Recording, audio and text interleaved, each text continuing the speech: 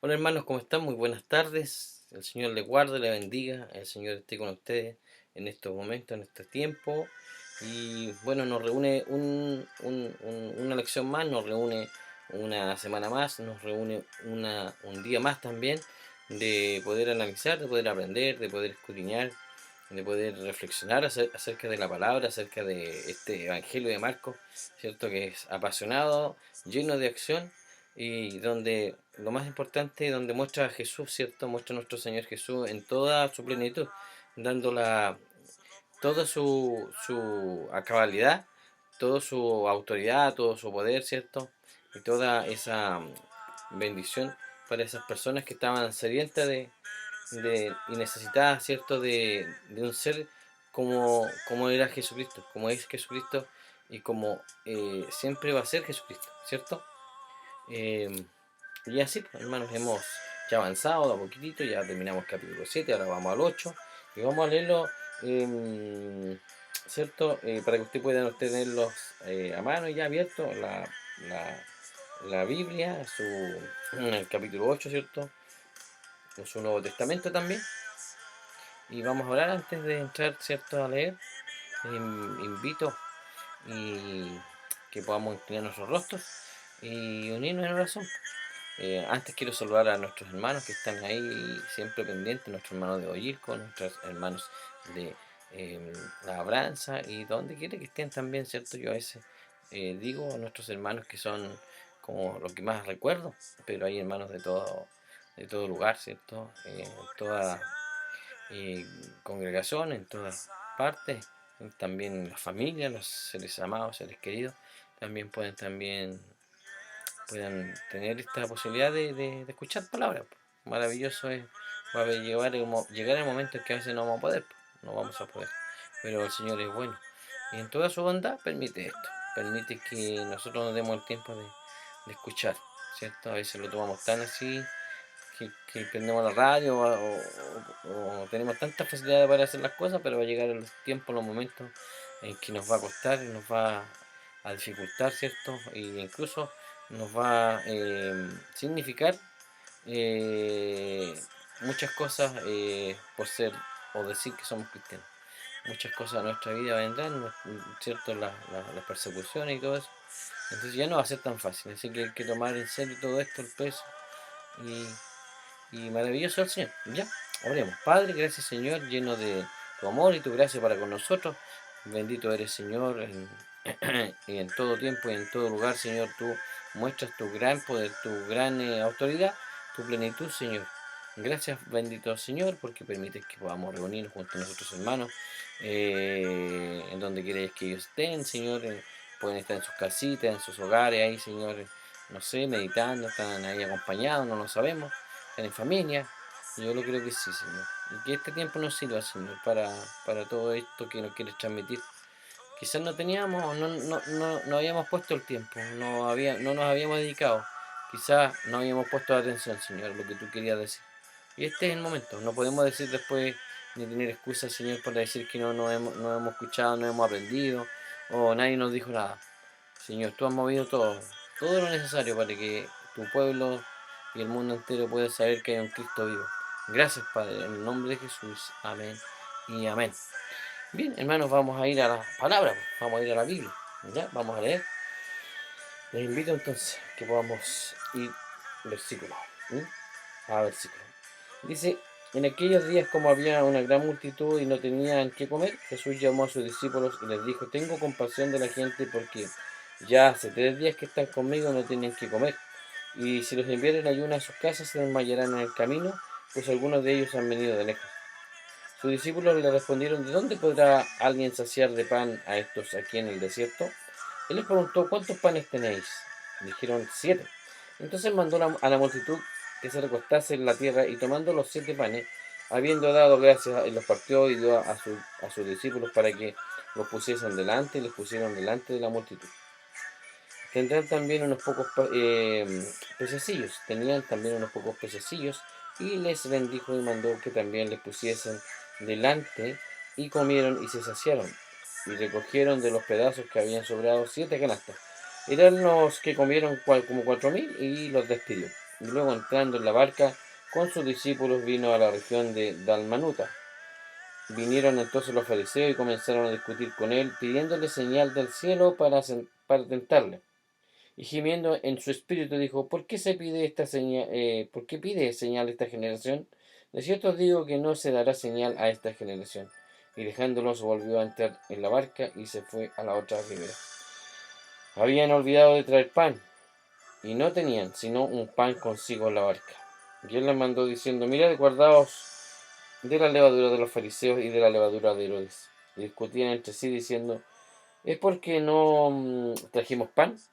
Y entendiéndolo Jesús les dijo, ¿qué discutís? ¿Por qué no tenéis pan? ¿No entendéis ni comprendéis? ¿Aún tenéis endurecido vuestro corazón? Y teniendo ojos no veis, y teniendo ojos no oís. Y no recordáis, cuando partí los 5 panes entre 5000, ¿cuántas cestas llenas de los pedazos recogisteis? Y ellos dijeron 12. Y cuando los 7 panes entre 4000, ¿cuántas canastas llenas de los pedazos recogisteis? Y ellos dijeron 7. Y les dijo, ¿cómo aún no entendéis? Vino luego a Bethsaida y le trajeron un ciego y le rogaron que le tocase. Entonces tomando la mano del ciego le sacó fuera de la aldea y cubriendo sus ojos le puso las manos encima y le preguntó si veía algo. Él mirando dijo, veo los hombres como árboles, pero los veo que andan. Y luego le puso otra vez las manos sobre los ojos y le hizo que mirase, y fue restablecido y vio de lejos y claramente a todos. Y lo envió a su casa diciendo, no entres en la aldea ni lo digas a nadie en la aldea. Saliendo Jesús y sus discípulos por las aldeas de Cesarea de Filipo, y en el camino preguntó a sus discípulos diciéndole, ¿quién dicen los hombres que soy yo? Ellos respondieron, unos Juan el Bautista, otros Elías, y otros algunos de los profetas. Entonces él le dijo, ¿y vosotros quién decís que sois? Respondiendo Pedro le dijo, tú eres el Cristo. Pero él les mandó que no dijesen esto de él a ninguno. Y comenzó a enseñarles que le era necesario al Hijo del Hombre padecer mucho y ser desechado por los ancianos, por los principales sacerdotes y por los escribas, y ser muerto y resucitar después de 3 días. Esto le decía claramente. Entonces Pedro le tomó aparte y comenzó a reconvenirle. Pero él, volviéndose y mirando a los discípulos, reprendió a Pedro diciendo, quítate de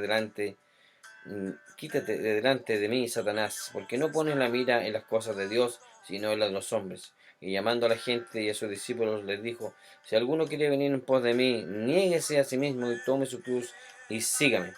Porque todo el que quiere salvar su vida la perderá, y todo el que pierde su vida por causa de mí y del Evangelio la salvará. Porque ¿qué aprovechará el hombre si ganare todo el mundo y perdiere su alma? ¿O qué recompensa dará el hombre por su alma? Porque el que se avergonzare de mí y de mis palabras en esta generación adúltera y pecadora, el Hijo del Hombre se avergonzará también de él cuando venga en gloria de su Padre con los santos ángeles. Amén. Hasta ahí terminamos, ¿cierto? 38 versículos, 38 versículos acabamos de leerlos, ¿cierto? Correspondiente al capítulo 8. Bien, hermanos, vamos a ir entonces ya rápidamente, vamos a ir ya a la lección, y podemos ver nosotros que en este capítulo tiene aproximadamente la misma extensión que el anterior, ¿cierto?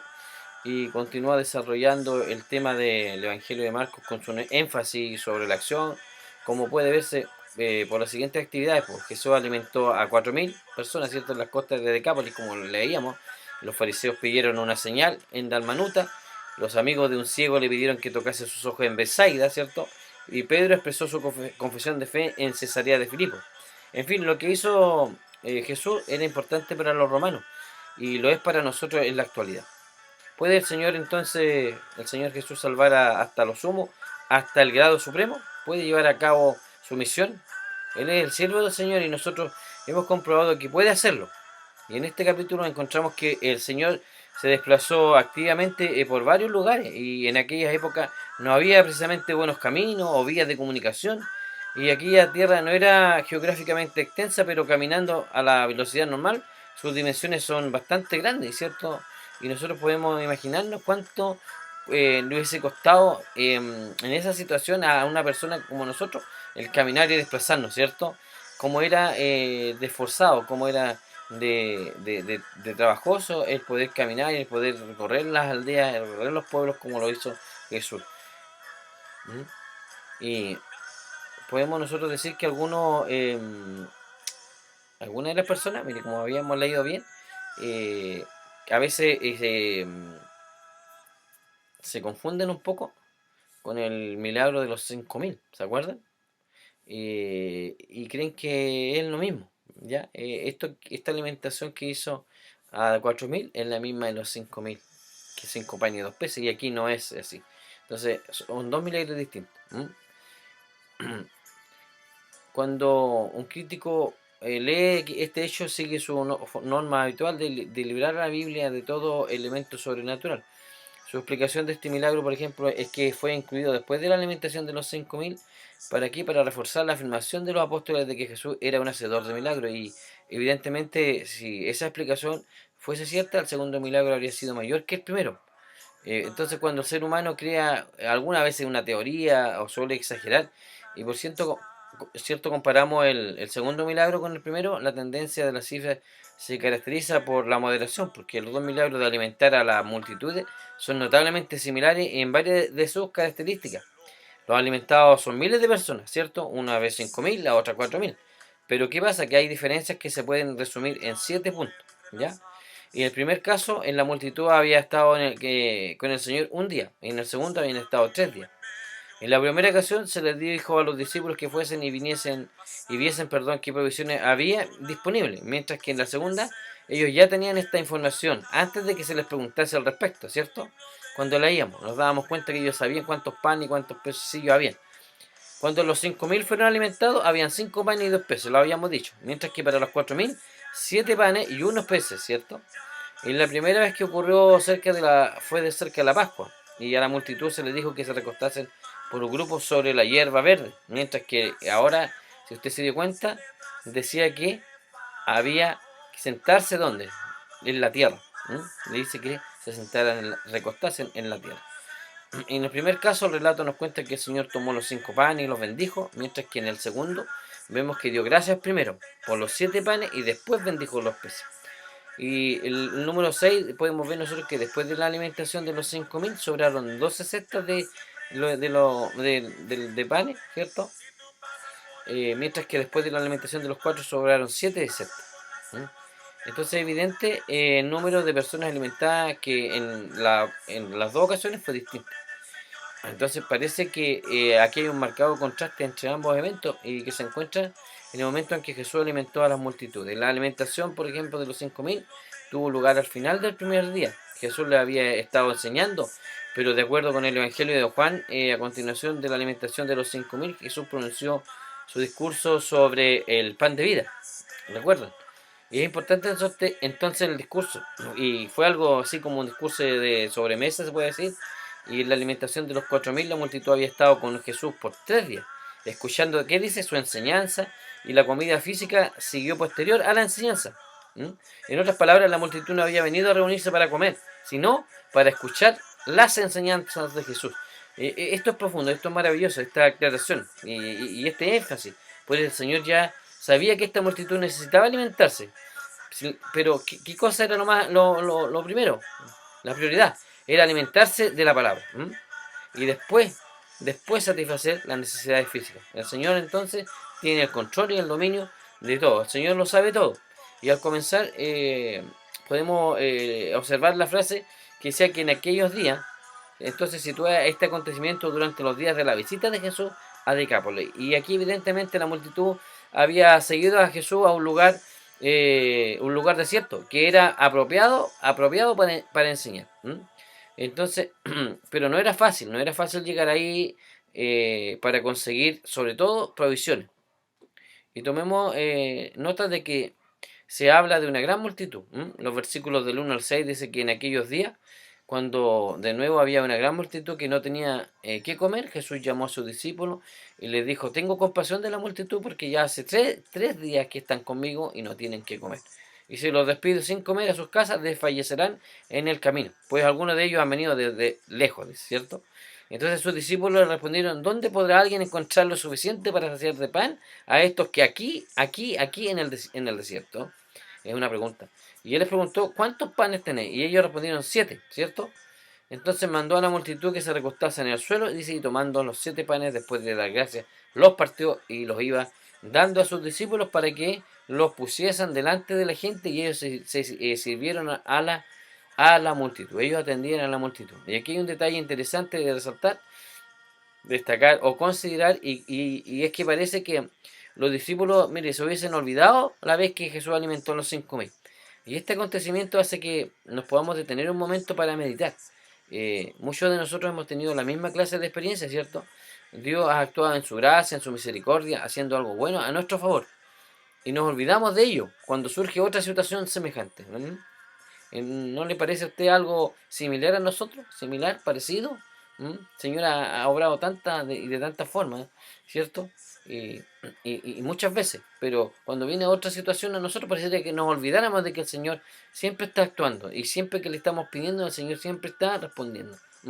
Y al enfrentar esta situación de emergencia, todo nos parece como que si fuera nuevo. Pareciera que tuviéramos una amnesia espiritual. Se nos olvida fácilmente las cosas. Y el Señor nos ha demostrado, no en una sola ocasión, sino en muchas otras ocasiones, de lo que es capaz de hacer. Nos ha demostrado de su gran poder y lo que es capaz de hacer por sus hijos. Y que tiene también, además, una gran compasión. Pero a nosotros prontamente se nos olvida. Por eso pedimos perdón al Señor, porque tenemos esa amnesia espiritual, esa condición de humano que a veces nos afecta tanto. Pareciera que el Señor nos olvidara, que no se recuerda de nosotros, que estamos solos. Y no es así, no es así. El Señor jamás, ¿cierto?, nos abandona. Entonces, para reflexionar en esto, y los discípulos, al saber las provisiones que tenían, habían hecho un inventario de la multitud, y quizás esperaba que Jesús repitiese el milagro de los 5.000, y en el supuesto caso que lo recordasen, pero ni se acordaban. Y en esta ocasión había más panes para una multitud menor. Pero aún así se podía pensar, ¿qué es esto entre tantas personas? Nada, si era tan poquito. ¿Y qué tenía los panes esta vez? No lo sabemos. ¿Quién tenía los panes esta vez? Algún desconocido, quizá, que algún día recibirá, no sé, su recompensa. Ahí estaba alguien con ese pan. Como ya dijimos entonces anteriormente, en esta oportunidad se sentaron ahí en el suelo desnudo de aquel lugar, y que era desierto, ¿cierto? Y mientras que en la alimentación de los 5.000 se les había dicho que se sentasen en la hierba. ¿Y cuántos peces había? Unos pocos. Pero el número no era importante, Jesús no los contó. Seguramente observaremos que cuando Dios está implicado en algo, siempre hay algo que sobra, siempre hay un excedente, un sobrante. Ya sea que alimentase a 5.000 o 4.000, Él nunca da de comer algo solo por darlo, es cierto, ni con escasez, sino que en abundancia y para toda la familia. Y hacemos un pequeño cálculo que al sumar a las mujeres y un solo niño por cada uno de los hombres allí presentes, probablemente nos acercaríamos a un número real de gente que comió, aproximadamente 12.000 personas. Y en el versículo 10 dice que subiendo enseguida a la barca, con sus discípulos fue a la región de Dalmanuta. La ubicación de Dalmanuta no ha podido ser averiguada con exactitud, incluso el nombre es raro. Y aparentemente se cree que estaba situada más o menos en la costa del mar de Galilea. Y ellos tenían que cruzar el mar para llegar allí, lo cual nos indica que llegaron al lado occidental, cruzaron. Así que viajaron en la barca hacia el lugar que evidentemente estaba en la costa del noroeste. Pero los sagüesos, miren, los sagüesos del odio, ¿a qué se refiere aquí? ¿O a quiénes? Los sabuesos del odio, imagina usted. ¿Mm? ¿Quiénes serán esas personas? Se le atribuye a este nombre. Ahí estaban una vez más, tras las huellas de Jesús, los fariseos, ¿cierto? Los fariseos, ahí están los sabuesos del odio. Y en el versículo 11 dice que al 15 salieron los fariseos y comenzaron a discutir con él, buscando de él una señal del cielo para ponerle a prueba. Suspirando profundamente en su espíritu, dijo: ¿por qué pide señal esta generación? En verdad os digo que no se le dará señal a esta generación, lo dice el Señor. Y dejándolo se embarcó otra vez y se fue al otro lado. Y se habían olvidado de tomar panes, y no tenían consigo en la barca sino un solo pan. Y él les encargaba diciendo: tened cuidado, guardaos de la levadura de los fariseos y la levadura de Herodes. En la Biblia la levadura representa el error o la mala enseñanza. En la parábola de la mujer que escondió levadura en 3 medidas de harina, relatada en Mateo 13:33. El Evangelio dice que simboliza la comida y a la levadura, que representa la enseñanza falsa que fue escondida en aquella comida. La levadura forma parte del proceso para que algún alimento, como por ejemplo el pan, ¿cierto?, tenga un mejor sabor y pueda abundar. Cuando se queda leudada, ¿cierto?, la masa eh, abunda mucho más. Entonces muchas veces en la actualidad, así como se hace con el pan, se trata de mejorar el sabor del Evangelio, se trata de condimentar, se trata de amonorar las cosas, para que éste sea aceptado y aceptable, mezclándolo con levadura de una falsa enseñanza. Por ello en este pasaje la levadura representa en el principio del mal, y el Señor estaba pronunciando ante sus discípulos una advertencia contra la enseñanza errónea de los fariseos y del rey Herodes. Dicho de otra manera, Jesús presentaba un evangelio verdadero, claro, directo y perfecto, sin maquillaje, sin dobleces, para que nadie se engañe. Y Jesús añadió lo siguiente, como vemos en el versículo 18, que dice: teniendo ojos, no veis; teniendo oídos, no oís; no recordáis, le dice. Uno a veces se sorprende ante personas que se escuchan o que escuchan la palabra de Dios o que leen la Biblia y no captan las verdades espirituales. Incluso en casos de personas que han leído o estudiado la Biblia por muchos años. Son como aquellos apóstoles que, teniendo ojos y oídos, tenían una visión y una comprensión deficiente de la revelación de Dios. Y del 19 al 21 podemos decir nosotros que dice: cuando partí los 5 panes entre los 5.000, ¿cuántas cestas llenas de pedazos recogisteis?, pregunta. Y ellos dijeron 12. Y cuando partí los 7 panes entre los 4.000, ¿cuántas canastas llenaste de pedazos, llenas de los pedazos recogisteis? Y ellos le dijeron 7. Y él les dijo: ¿aún no entendéis? La palabra de Dios es el pan de vida. El pan de vida, porque esa palabra revela a Jesucristo. Entonces tenemos que alimentarnos de la palabra, tenemos que alimentarnos de la Biblia. Debemos de tener cuidado también ante la enseñanza falsa. Y esto es importante, esto es lo suficientemente claro, claro a la luz de esta enseñanza que nos entrega Jesús. Jesús ya nos enseña, Jesús no advierte, Jesús, ¿cierto?, es la verdadera enseñanza, la verdadera palabra. Y el Señor no quiere que nos contaminemos con eso, no quiere que nosotros, y quiere que estemos atentos, como le enseñaba a sus discípulos, estén pendientes, ¿cierto? No se dejen llevar por estas falsas doctrinas. Llegaron entonces a Bethsaida y le trajeron un ciego y le rogaron que le tocara, el versículo 22. Este es otro de los milagros notables de nuestro Señor. Él accedió a su pedido. ¿Qué cosa? Tocando sus ojos. Pero tomemos nota de que condujo al ciego fuera de la aldea. ¿Acaso había llegado a ser Bethsaida, donde había realizado muchos milagros, como Nazaret, donde no pudo hacer ya milagros? Es una pregunta. Entonces seguramente aquí vemos nosotros que no hay ningún valor medicinal en la saliva, ¿ya? Pero el Señor lo usó para aumentar la fe de este hombre. Y en el versículo 23 al 26 dice y que aprendamos esta lección espiritual, que aquí se encuentra. Porque dice: tomando de la mano al ciego, lo sacó fuera de la aldea. Y después de escupir en sus ojos y de poner las manos sobre él, le preguntó: ¿ves algo? ¿Ves algo? Y levantando la vista dijo: veo a los hombres, pero ¿cómo los veo? Los veo como árboles que caminan. Y entonces Jesús puso otra vez las manos, ¿cierto?, sobre sus ojos, ¿ya? Sobre sus ojos, y él miró fijamente y fue restaurado. Y lo veía con claridad. Y lo envió a su casa diciendo: ni aun en la aldea entre. Este lugar en Bethsaida, entonces, según Mateo 12:21, ya había recibido un mensaje de juicio, ¿ya? Hay algo en este mensaje digno de una atenta observación. Entonces, ¿por qué utilizó el Señor este método? ¿No podía haber abierto los ojos del ciego como lo había hecho en otras ocasiones? Por supuesto que sí, ¿cierto? Pero podría haberlo hecho, no hay duda de eso. Entonces, podría haber logrado que este hombre viese con claridad desde un principio. Pero es que había una lección para aquel hombre, así como la hay también para nosotros. Hubo tres frases, miren, tres frases, si quieren lo anota. Tres frases, en aquel caso: ceguera, ceguera. 2, vista parcial, y 3, vista perfecta. ¿Recuerdan? Ciego estaba, no podía ver nada. Después dice que vio a los hombres caminar así, pero de manera no clara. Y la tercera vez fue que obtuvo una vista perfecta, cuando el Señor le volvió a preguntar. Entonces tenemos, el punto uno es ceguera. En un principio todos estábamos ciegos espirituales, ¿cierto? Todos estábamos ciegos espiritualmente, como el ciego que Jesús sanó, pues. Podríamos decir, era ciego, pero ahora veo. Nosotros éramos ciegos, pero ahora vemos. Pero observemos que solo recobró la vista parcialmente y solo Marcos nos relata este detalle, importante.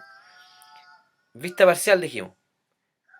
¿No es esta nuestra condición actual? ¿Qué cree usted? Como dice en la primera carta a los Corintios, capítulo 13, versículo 12, ahora vemos, dice, por un espejo. Vemos por un espejo. Veladamente, pero entonces veremos cara a cara. Cara a cara. Algunos creen tener una gran percepción espiritual. Los estudiosos indican que en estos momentos, en estos tiempos actuales, aún vemos veladamente. Nosotros vemos veladamente como a través de aquellos antiguos espejos de Corinto, porque hay cosas, o hay muchas cosas que aún no entendemos. Muchas cosas que aún no entendemos. Pero hay que asumir que esas son las limitaciones de esta vida. Pero cuando lleguemos a la presencia de Dios, conoceremos todo del mismo modo en que Él nos conoce. Amén. ¿Ve? Y el punto 3 es la vista perfecta. Alcanzaremos la visión total cuando lleguemos a su presencia. Tenemos entonces en cuenta y tengamos en cuenta que cuando el Señor hubo terminado, había sanado al ciego completamente y perfectamente. Y aquí hay algo más en esta ocasión. Pues no hay tiempo, a veces quizás para extendernos más. ¿Ya? Y podríamos desarrollar harto, con harto más tiempo, lo podemos dejar para otra ocasión. Y la pregunta es si has observado los diferentes métodos que él usó para abrir los ojos del ciego. En Besaida ya hemos visto que tocó los ojos del ciego, ¿cierto? Lo cual debe haber sido toda una experiencia para aquel hombre. Y cuando Jesús sanó al ciego Bartimeo, no le tocó en absoluto, sino simplemente le habló a cierta distancia y la fe sola abrió sus ojos. Pero al ciego de nacimiento, según el Evangelio de Juan 9, le dijo que fuese a lavarse al estanque de Siloé, lo cual fue un método totalmente diferente. ¿Ves? El Señor usa muchos métodos, muchos métodos, muchos métodos.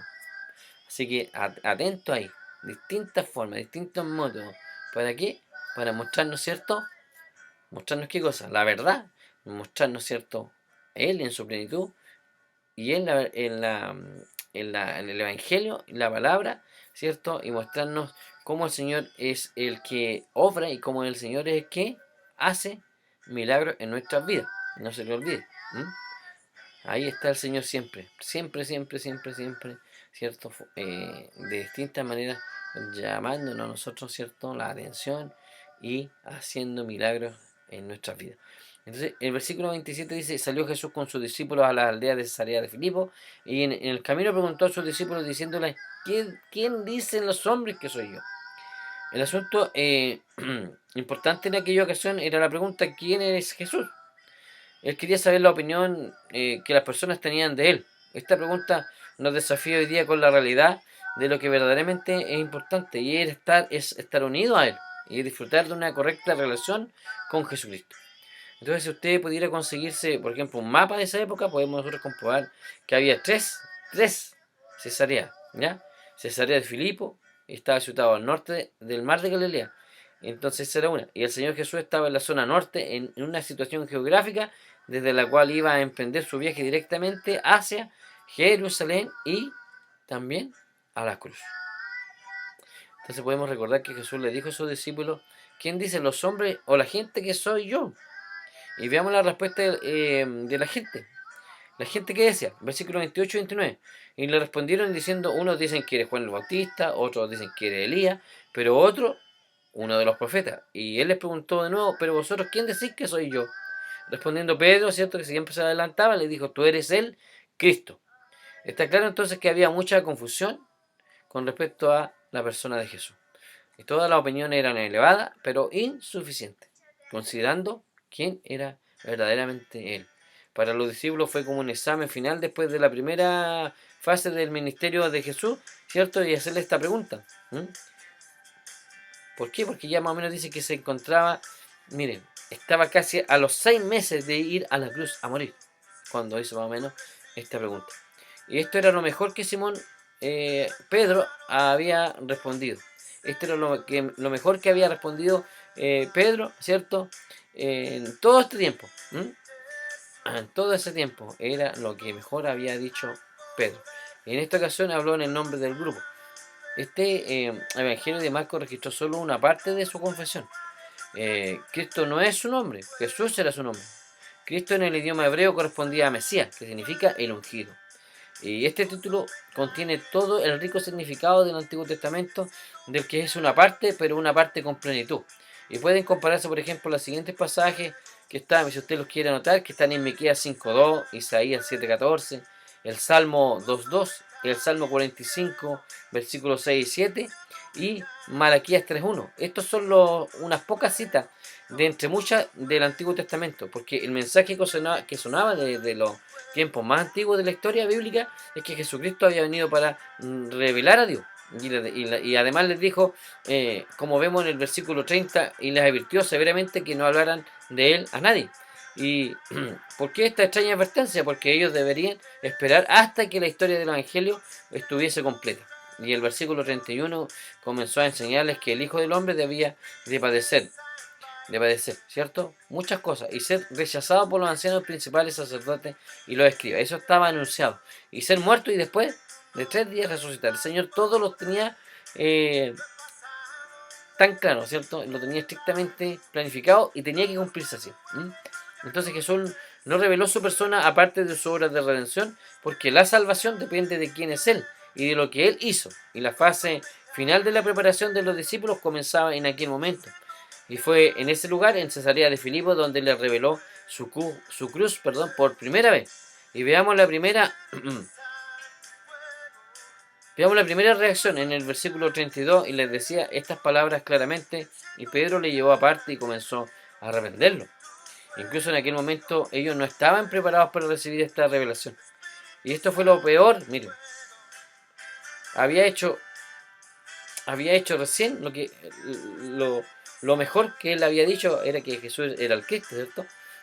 Pero después cuando Pedro le dijo, ¿cierto? Cuando comenzó a reprenderlo, y Jesús reaccionó de manera inmediata. Y más él volviéndose y mirando a sus discípulos, reprendió a Pedro y le dijo, quítate delante de mí, Satanás, porque no tienes en mente las cosas de Dios, sino las de los hombres. Y veamos que Jesús atribuyó las palabras de Pedro a Satanás. ¿Pero por qué? ¿Por qué? ¿Por qué? ¿Por qué cree usted que le dijo que se quitara de él? Que se quitara delante de él. Satanás le dijo. ¿Por qué? ¿Por qué? ¿Por qué cree usted? Pues Satanás era el único que negaba el valor de la muerte de Cristo. Ahí está la respuesta. Veamos al versículo 34 al 38. Dice que llamando a la multitud y a sus discípulos les dijo, si alguno quiere venir en pos de mí, niéguese a sí mismo, tome su cruz y sígame. Porque el que quiere salvar su vida la perderá, pero el que pierde su vida por causa de mí y del Evangelio la salvará. Pues ¿de qué le sirve a un hombre ganar el mundo entero y perder su alma? Pues ¿qué dará un hombre a cambio de su alma? Porque cualquiera que se avergüence de mí y de mis palabras en esta generación adúltera y pecadora, el Hijo del Hombre también se avergonzará de él cuando venga la gloria de su Padre con los santos ángeles.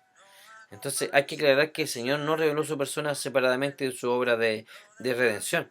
Y recordemos que después de que Pedro confesase que él era quién era él, y ellos verdaderamente le conocieron, les había declarado inmediatamente, como decía el versículo 31, ¿cierto? El Hijo del Hombre debía de padecer muchas cosas y ser rechazado por los ancianos de los principales sacerdotes y los escribas, y ser muerto y después de 3 días resucitar.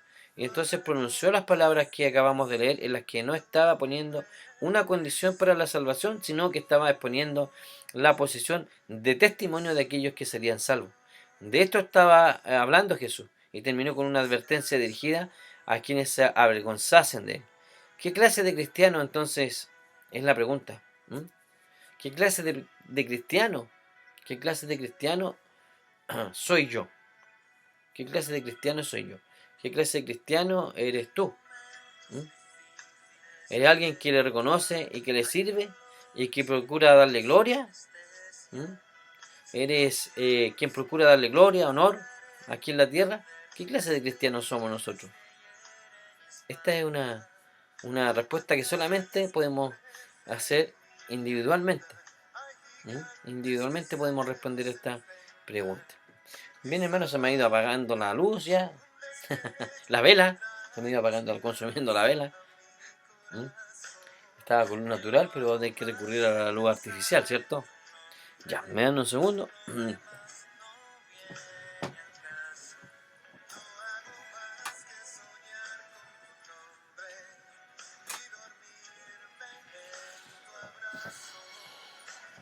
Ya, tuvimos que recurrir a la luz artificial, ¿no? Porque estábamos ya casi no viendo nada. Bien, hermanos, vienen algunas preguntas para ustedes que, que se está en los estudios que envía el pastor Luis. Y vamos a hacerles preguntas. Que la última pregunta ya nos dejó un poco reflexivo ahí, más que reflexivo. Ahí nos dejó un poco en la incógnita. Entonces, algunas preguntas dice: ¿dar de comer a los hambrientos es parte de la misión de la iglesia o distrae la verdadera misión que es la evangelización? ¿Cómo podemos sensibilizarnos como Jesús frente a la gente necesitada? ¿Cuáles son los límites frente a quienes piden señales y señales para creer? ¿Qué clase de fe es aquella que solo depende de las señales, milagros y manifestaciones del Espíritu? Algunos declaran que Jesús fue pobre, otros dicen que Jesús no fue pobre. ¿Cuál de estas posiciones está más de acuerdo con el Nuevo Testamento? Y las últimas tres preguntas que tengo para ustedes, de responderlas, yo siempre les digo que el pastor les va a tomar esta al fin de la clase. Cuando nos veamos nos va a tirar unas 50 preguntas de cómo andan. ¿Qué tipo de fariseísmo se da hoy entre los cristianos? ¿Cuáles son las nuevas levaduras de las cuales debemos de cuidarnos? ¿Cómo pueden infiltrarse levaduras nefastas en nuestras vidas y congregaciones? ¿Ve? Es peligroso también. Es muy peligroso. Bien. Vamos a hacer las últimas tres preguntas para dar término. Esta curación en dos etapas que nos hace pensar sobre la manera en que Dios sana hoy, nos hace pensar sobre la manera en que Dios sana hoy. Es la pregunta: si una persona necesita de médicos y medicinas para ser curado, ¿es porque le falta fe? ¿A qué consecuencias puede conducir una actitud que se opone al uso de la medicina y los medicamentos? Bien, buenas preguntas. Buenas preguntas nos envió el pastor. Ya, hasta ahí entonces, hermano. Terminamos con las preguntas, terminamos con nuestra lección. El Señor les bendiga y nos estamos viendo semana a semana. Yo siempre digo que ojalá sea pronto que podamos hacer los estudios en el templo, ojalá podamos prontamente reunirnos y ojalá, mire, mi anhelo es que no seamos 10 ni 15, ojalá 30, ojalá 30. Estamos necesitados de la palabra y oración, no se lo olvide nunca, nunca. ¿Cómo olvidarnos, cierto? Es lo que necesitamos como cristianos, congregarnos, estudiar la palabra y orar. Bien, y justamente vamos a orar. Hablando de la oración, vamos a terminar orando. Padre bueno, Padre bondadoso, Padre misericordioso, tú que escudriñas nuestras mentes, tú que conoces nuestras vidas, nuestro corazón, tú que sabes todo, como aprendíamos, Señor, en tu palabra. Era necesario que todo se cumpliese, es necesario que todas las cosas pasen, es necesario que todas las cosas sucedan como tú lo tienes planificado también para nuestras vidas. A veces no comprendemos muchas cosas, pero es necesario que todo se cumpla, es necesario que sucedan así, es necesario porque igual que el ciego a veces tenemos esa ceguera espiritual, y estamos ahí olvidándonos siempre de lo que tú haces, lo que has hecho y lo que sigues haciendo y Y perdónanos, Señor, porque cómo podemos olvidar todo tu amor, tu misericordia, de donde nos sacaste, Padre, de donde nos libraste. Y nos sigues bendiciendo, estamos bajo tus alas, estamos seguros ahí, ¿cierto? Pero nuestra mente, nuestra naturaleza, siempre ahí nos hace dudar y bueno, por eso, Señor, pedimos perdón, Señor, porque tú también conoces nuestra condición. Y gracias, Señor, por entendernos. Gracias, Padre amado. Ayúdanos, Señor, a perseverar, a continuar. Ayúdanos, Señor, a no terminar, Señor. Y que esta ceguera, por último, sea pasajera y no perdure, Señor. Porque la hemos tenido, no podemos negarlo, no podemos mentir. Sí la hemos tenido, Señor. Pero tú una vez más, Señor, nos levanta y nos dice que no debemos de actuar de esa forma. Ayúdanos, Señor. Necesitamos de ti. No somos capaces por nuestras propias fuerzas, Señor. Gracias, en el nombre de Jesús. Amén y amén. Bien, nos despedimos, hermanos, ¿cierto? Para no quitarle más tiempo a usted y para que tome su oncecita ahí, tranquilito, con un rico queso caliente, no sé, una mantequilla, un pancito, unas tostadas, no sé, con mermelada, margarina o dulce. Nuestra mermelada y que sea nuestro hermano Federico también. Rica. Esperamos ver también prontamente a nuestros hermanos, cierto que ese tiempo que nos le. Señor los guarde, los bendiga y nos vemos hasta la próxima ocasión.